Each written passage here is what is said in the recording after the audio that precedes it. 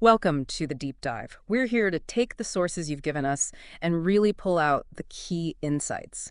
Today we've got something quite different, a really intense deep dive, actually. You've brought us an audio excerpt, and it outlines this, well, harrowing personal story.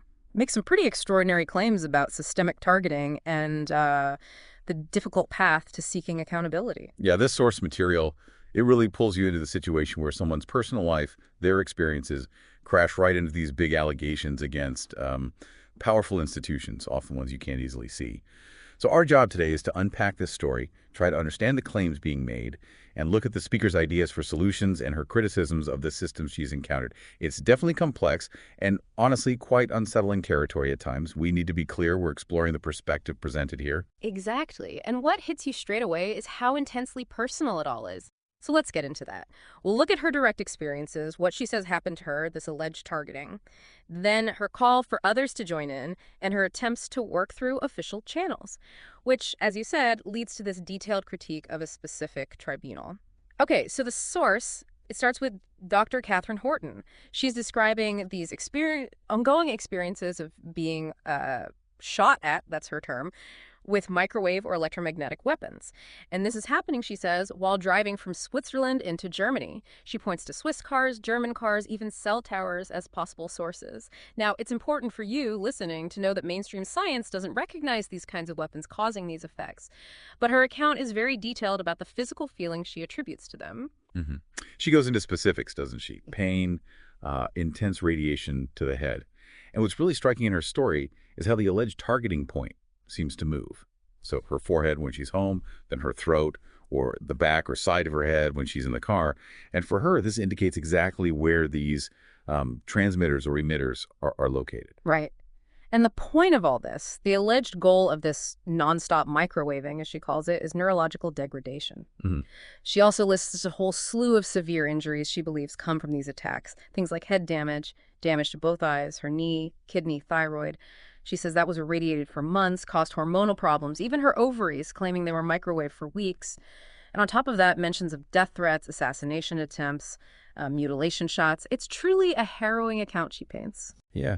And then from that deeply personal traumatic experience, she then pivots. She makes this really strong call to action for other people she calls genuine victims, hmm urging them, don't be embarrassed, come forward, share your own stories, add your voice so you're not drowned out by what she terms fakes. Hmm. It's a definite shift from personal suffering towards a kind of collective strategy. Okay, so how does she suggest people do that? What are the practical steps? She gives a few options.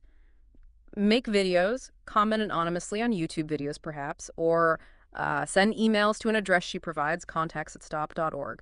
And here's where it gets really interesting, I think. She stresses how important it is to write down victim testimonies, collect evidence, because she genuinely believes there will be court cases and that eventually the police will start doing their job. Right, and that points to a really central belief in this source material, this idea that a critical mass is building up, a group made up of people from, she says, all professions, lawyers, engineers included. And the aim isn't violence, not bloody revolutions, but getting back to the rule of law, back to functioning systems. She talks about compensation eventually and the shaming of people she sees as corrupt. It's a fascinating look at how someone might envision change coming from collected testimony outside maybe traditional routes. Yeah, and the strategy seems to be about just keeping at it, persistent engagement, Right. especially using social media, different platforms to complain, being multi-platform, she calls it. So if one channel gets cut off, others are still there. And she sees any pushback, any resistance is basically a sign to just keep going. It shows real determination. Absolutely. It's framed as both healing and fighting. And it starts for her with just writing it down. That's the first step. Mm. She uses this analogy, collecting evidence is like putting a puzzle together. Even small glimpses, when you put them together with what others have seen, can build the whole picture. And she argues you don't need to, reverse engineer classified technology to prove these cases in court. She compares it to a house robbery. The victim isn't expected to hunt down the thief themselves, right? It kind of reframes where the burden of proof should lie. That's a really interesting comparison.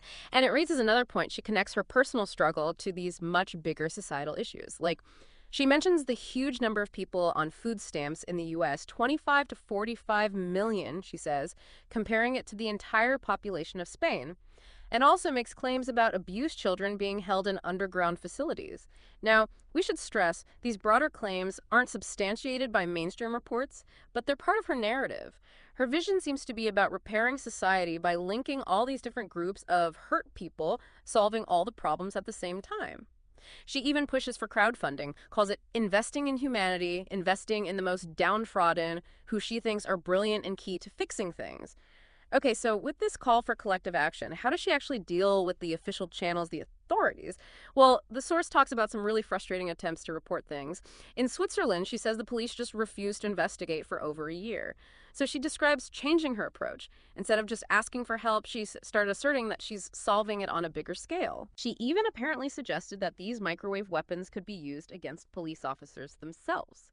And that, she claims, got a response from Swiss Population Protection, Military Command, and military police. And she encourages other victims to try that same model. Contact your local police, but also radiation protection agencies, even the military. Because, she insists, these are military weapons. And even if they dismiss you initially, the idea is to put an anchor in their head. Plant a seed, so maybe later they'll recognize it if more reports come in. Right. And building on that strategy, engaging directly, she talks about what she sees as a personal breakthrough, getting a reply, a direct reply from MI5 to an email she sent.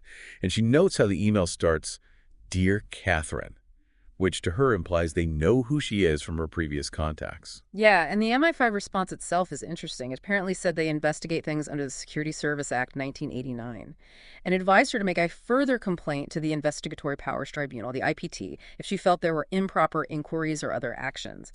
But what really jumps out at her, and she makes a point of it, is the sender's email address, no reply at mi5.gov.uk. She compares it very critically to rubbish customer service from S Company, her words. Okay, so that MI5 referral points directly to the next big part of her critique, the Investigatory Powers Tribunal, the IPT. Just for context for everyone listening, the IPT is a specialist UK court. It handles complaints about the intelligence agencies MI5, MI6, GCHQ, and also public bodies using covert powers, like surveillance. But Dr. Horton finds even its web address, ipinnoke.com, suspicious. She contrasts it with the UK Supreme Court, which apparently spent £500 to change its URL from .gov.uk to just.uk, specifically to show independence from the government. So seeing the IPT use a .com address, that rings alarm bells for her, suggests it's more like a commercial thing. She also mentions seeing a symbol on the IPT website, a ginormous, like, all-seeing eye, which she interprets negatively as a sign of surveillance, not transparency. Right, which naturally leads to the question, what kind of transparency does this body actually offer? Unlike the Supreme Court, live streaming cases, archiving footage, the IPT operates very differently. Hearings are kept secret. And she talks about her own experience filing a complaint there about a year before this recording, says she did it in a real panic while allegedly under attack and with absolutely zero legal advice. And the outcome. She says her complaint was thrown out, rejected as frivolous and vexatious in just 2 weeks, with no judge's name given, no explanation provided. Frivolous and vexatious, for our listeners, that's legal terminology, meaning the tribunal thought it lacked merit or was intended mainly to cause trouble. And then, she says, a high court judge later confirmed you actually can't appeal an IPT decision. There's no way to appeal. Which leads her to call the IPT garbage a construction, basically a kangaroo court. Yeah, and this is where she brings in the numbers, the statistics, to back up that harsh assessment. She digs into the IPT's own published facts and figures, and she compares them sort of hypothetically to a big national company like British Telecom. So maybe BT's regulator gets, say, 300 serious complaints a day. The IPT, by 2015, was only getting around 250 complaints per year. That huge difference makes her argue there must be thousands of cases missing, cases just not getting to the tribunal at all, which suggests to her something is seriously wrong with how it functions.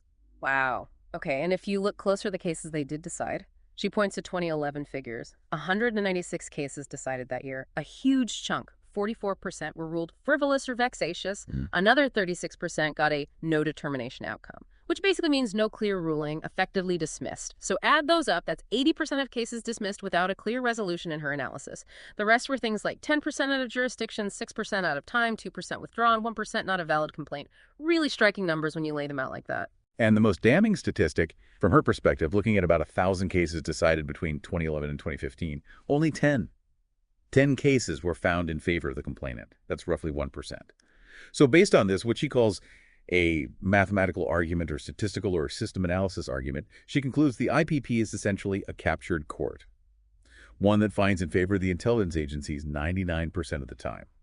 It's a powerful use of their own data to challenge the institution's impartiality, especially when other avenues feel blocked. So, given that really bleak view of the IPT, what does she advise people to do? Just ignore it? Well, interestingly, no, it's more nuanced. While she clearly rejects it as a real path to getting justice, she still tells UK victims to submit a complaint to the IP, but frame it as just an admin step, something to get it out of the way now. Right. The thinking seems to be, look, probably nothing good's going to happen directly from the complaint itself. But maybe, just maybe, it might get through to somebody like Judge Edis, who she mentions. Perhaps it sparked some internal discussion among the judges about the kinds of cases they're seeing. The bigger message ties back to what you said earlier, persistence.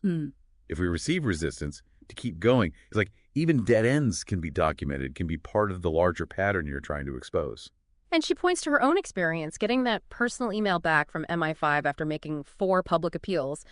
She sees that as progress, a step up. It reinforces her belief that you just have to keep pushing, keep making noise publicly. Exactly. And the overall message that comes through, despite all the darkness in the account, is actually one of hope and connection. She encourages victims to focus on healing, recovering from maybe losing jobs or marriages breaking down because of all this, and crucially to interlink with other victims, not just people with similar targeting claims, but also those affected by, her terms again, financial terrorism or childhood abuse survivors. The message is really strong. We all need each other.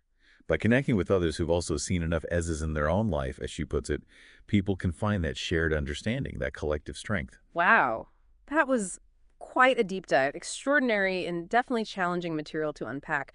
We've gone through these claims of direct personal targeting, this call for collective action built on shared testimony, and then that really pointed critique of an official oversight body, the IPT, all seen through the lens of one person's intense fight for some kind of accountability. It really does make you think, doesn't it, about how individuals cope when they feel threatened by these huge, often hidden systems, and the sheer lengths someone might go to try and get some form of redress.